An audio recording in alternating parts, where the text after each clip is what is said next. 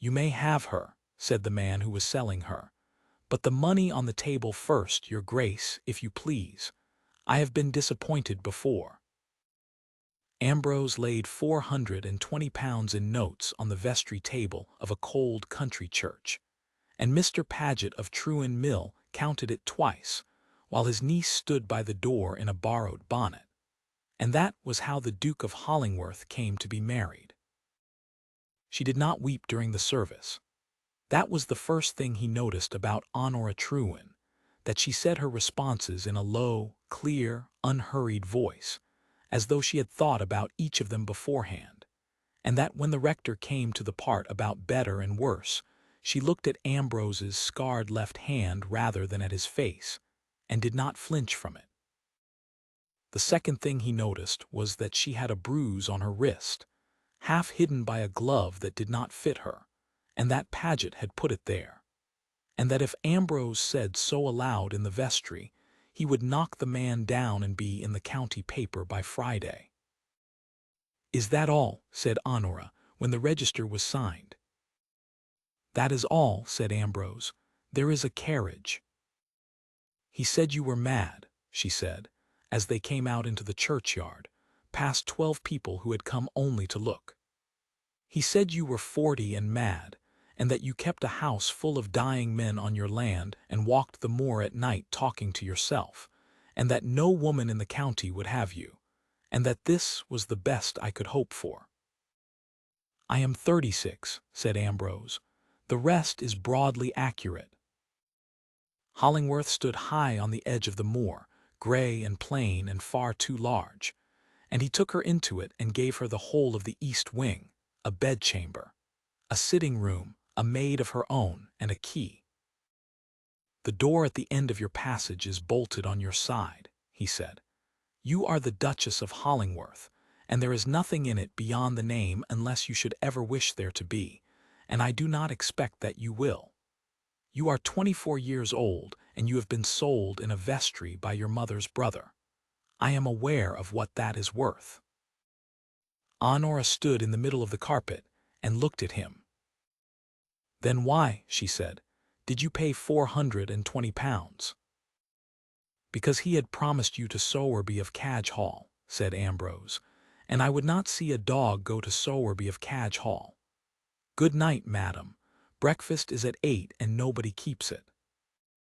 He went down to the fever house and sat up until 3 with a carter from Marfield, who had a putrid sore throat, and did not sleep, and told himself that he had done a necessary thing in a clumsy way, and that she would learn in a month to be comfortable in a large house with a small allowance and a husband who was never in it.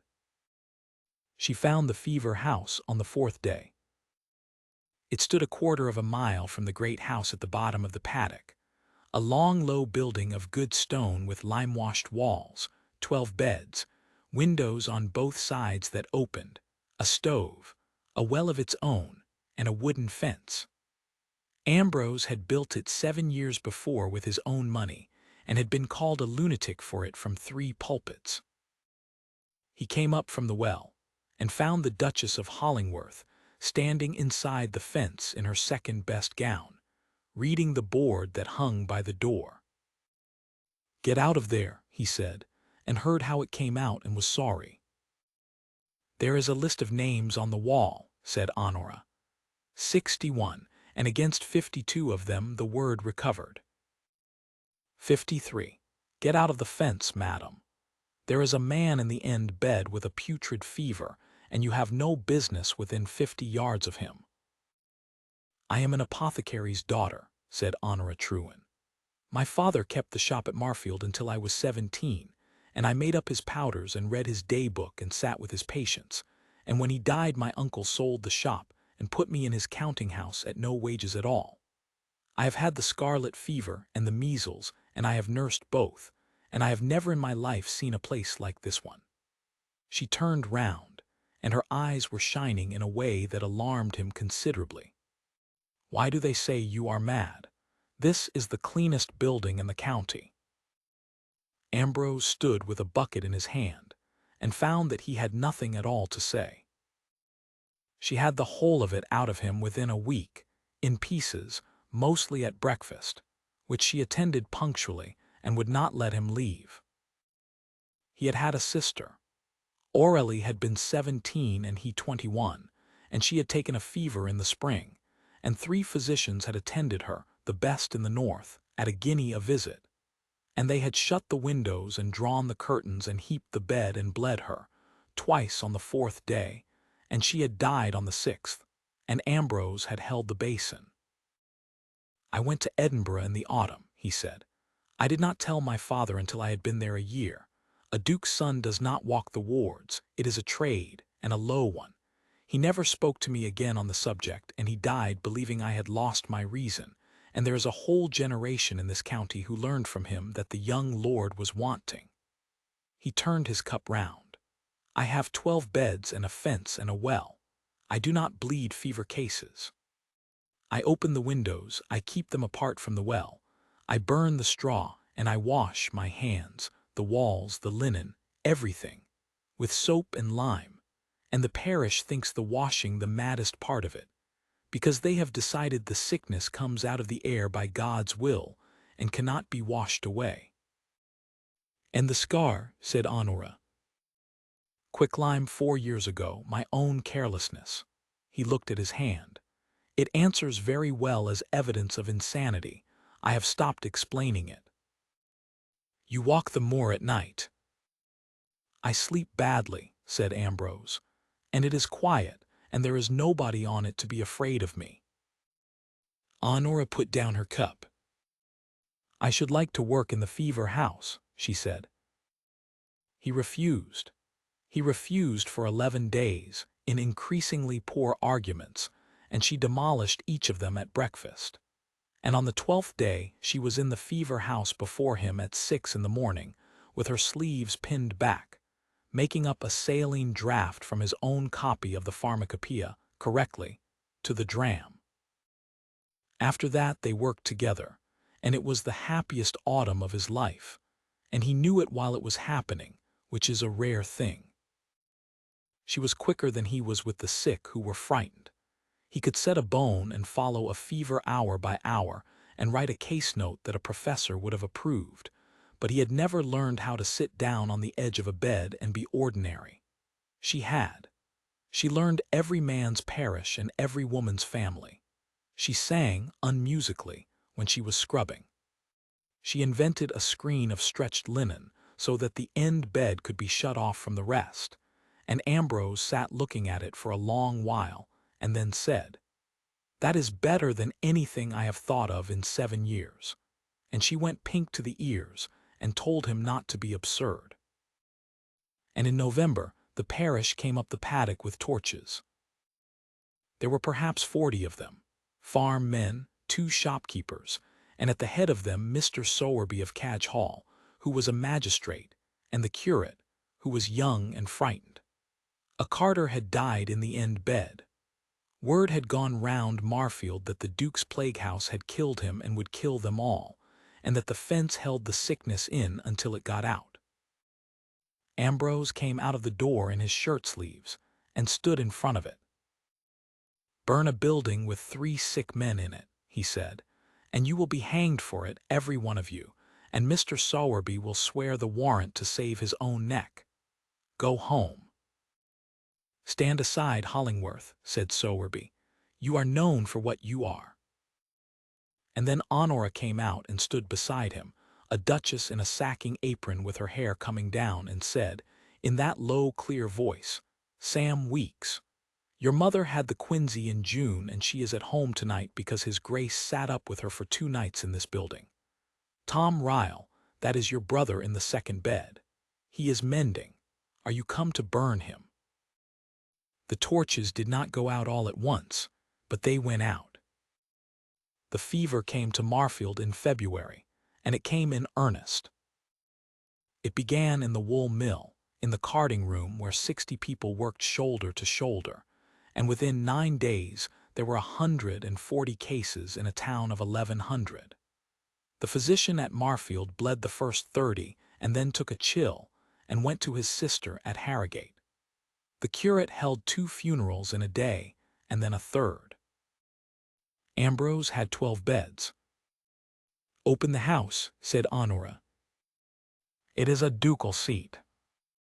"It has 40 rooms and a well and a laundry," she said, "and Aurelie's name is on the board at the fever house, and you have spent 15 years learning how to do exactly this. Open the house." He opened the house. The long gallery took 26 beds, the ballroom 40, the servants' hall the men from the carding room.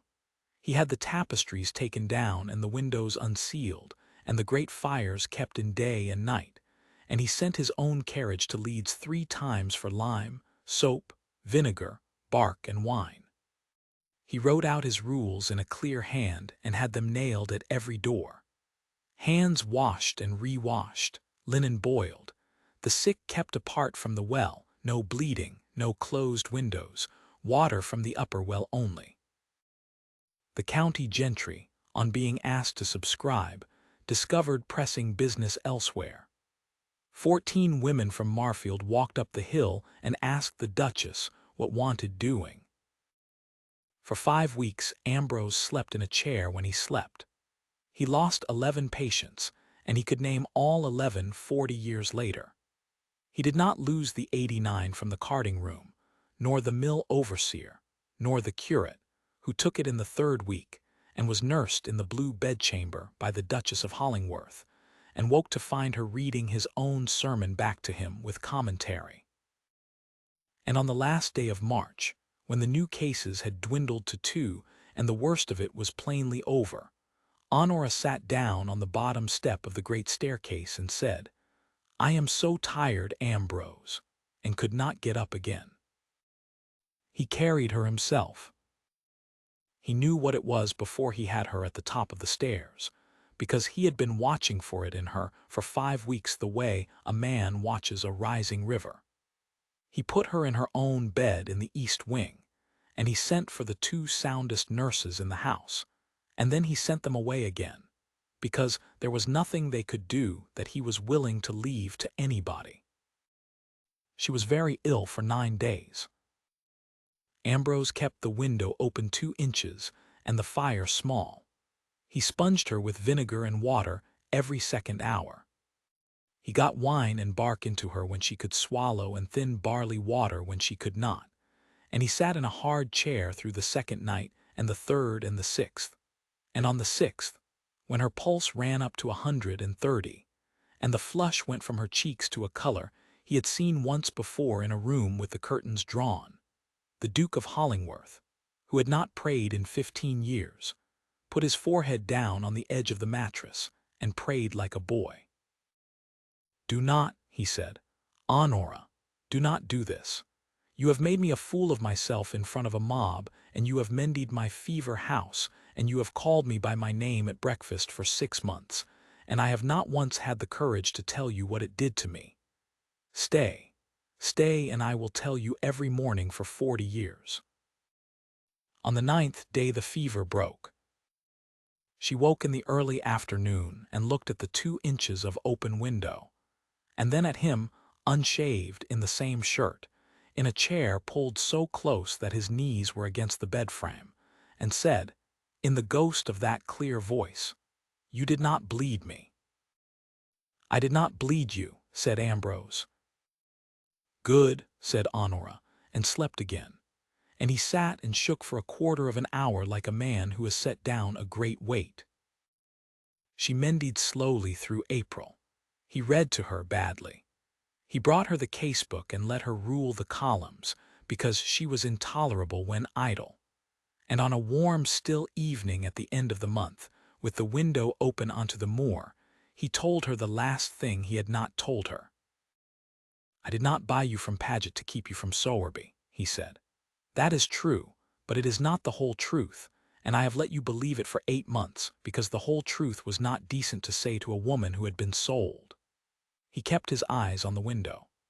In September of the year before, there was a boy at Marfield with a broken thigh and a fever after it, and I came at midnight and found a young woman in the room who had splinted him with a hurdle stake and 2 petticoats, and would not leave. You did not know me. You told me to wash my hands before I touched him, in your uncle's counting-house apron to a duke. And I went home along the moor at 2 in the morning and thought, there is a person in this county who is not afraid of the truth.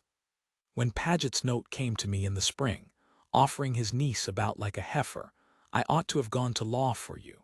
Instead, I paid him because I wanted you, and I have been ashamed of it ever since." There was a long silence.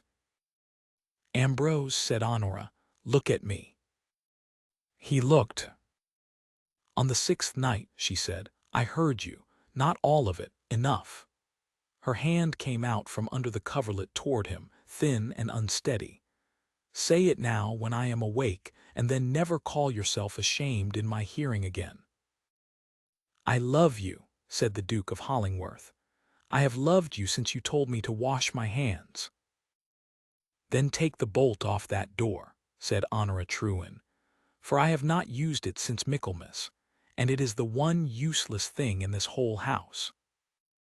They were married again, properly, as she put it, with flowers and no money on any table in Marfield Church in June, and the church could not hold a third of the people who came.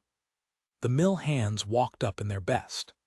The 14 women who had climbed the hill in February came in a body and sat where the gentry usually sat, and the gentry, who had subscribed very generously in April once it was safe to do so, sat further back and said nothing. At the Thanksgiving that followed the service, the curate who had been carried into Hollingworth on a hurdle and out of it on his own legs got up to give the blessing, and stopped, and said instead, "There is a house on the moor that we called the Plague House, and 40 of us went up to burn it in November, and I was one of them. Let every man here who is alive because of that house, or has a wife or a mother or a brother alive because of it, kneel down."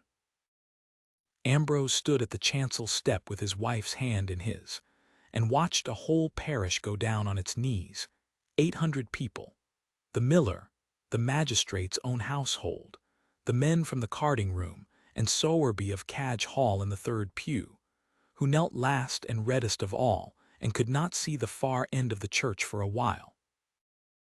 "They are not kneeling to us," Honora said afterwards in the porch. "No," said Ambrose. "They are kneeling because they have stopped being afraid, and it took a plague to do it, and I would rather have had it any other way." He turned her hand over in his and closed his scarred fingers round it. "But I will take it, madam, and be grateful." The Fever House stood for 60 years. A second was built at Marfield in the year after the epidemic, out of a subscription that the county could not afterwards remember having been reluctant about, and over its door was cut the name the Duke chose, the Aurlie Ward. He would not have his own name on it, nor his wife's, and on the anniversary every spring they walked down the paddock together in the evening light, and he told her, as he had promised, exactly what she had done to him. Every morning for 40 years, and not once did she let him leave the breakfast table before he had.